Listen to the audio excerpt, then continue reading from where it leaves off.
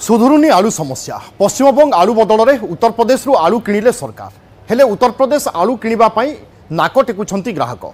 खाउटी उत्तर प्रदेश आलू को चाहू नथिबारु आलू बस्ता खोलु नाहंती व्यवसायी एभली किछि चित्र भुवनेश्वर 1 नंबर हाट में देखा मिली। उत्तर प्रदेश आसुथिबा आलू को ग्राहक चाहू नथिबा कहिसंती व्यवसायी फल उत्तर प्रदेश आलू किणी क्षति सहिबाई पड़ुछि।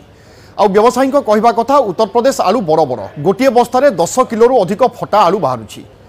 टेस्ट मध्य नथिबारु ग्राहक किणु नथिबा बेले अधिक दिन गच्छित रखिबा संभव हेउ नाही। आलूर चोपा पतला होइथिबारु आलू नष्ट होई जाउछि। आउ सेपटे बजार रे एबे आलू दर 35 रु 40 टंका रहिछि।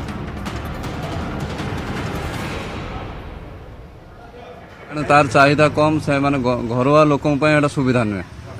काई से बड़ बड़ आलू नरम बेसी दिन लास्टिंग नै से आलू ए आलू चाहिदा आपका से आलू चाहिदा कम यूपी बड़ बड़ आलू हो से होटेल मान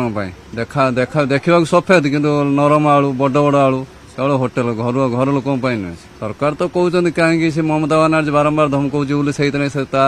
आक्रोश से एपट आनुंट जोटा चाहिए दरकार सरकार जहाँ करेंगे कह लस लोक मैंने बंद हो जाए पश्चिमबंग आलू बाध्य लोक ने कि कम बिक्री हम रेट खस रेट से रेट 35 टका बिक्री हो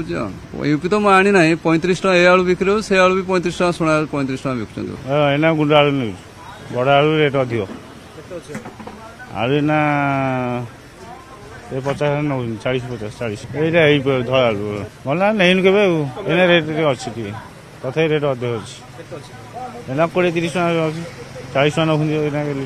टका सब होटेल को दिया ये ढाले किए नौना फटा बहुत रोज आम बाछी नौ बाछी देले आम लस भल तो ले खराब तो आम कौन करूँ पतला चोपा लास्टिंग कर आउ जो मसला कले सब पानी फाटी जाऊँ पूरा टाइट पूरा किए जाइले आम तो खाइन नहीं आम तो आज काली आनी रुपया देखला कहते आम नबू नहीं आम ये नौ 35 टका दू बाछी नौ से नौना।